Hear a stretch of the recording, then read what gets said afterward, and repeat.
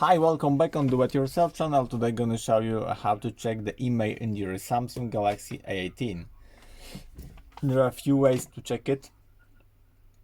Firstly, just go to your phone, go to keypad and write the special code here, *#06#, and you have check your IMEI 1, 2 and serial number of your phone. This is the first option. The second option is to check the IMEI. Simply check the IMEI under your box. We have only one IMEI here,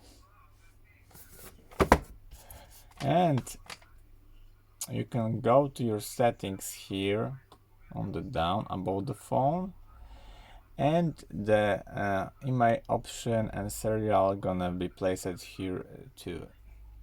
So there are three ways here to check it. So I hope the video is helpful for you. If yes, you can leave like, leave comment and leave subscribe, and see you by next video. Hey!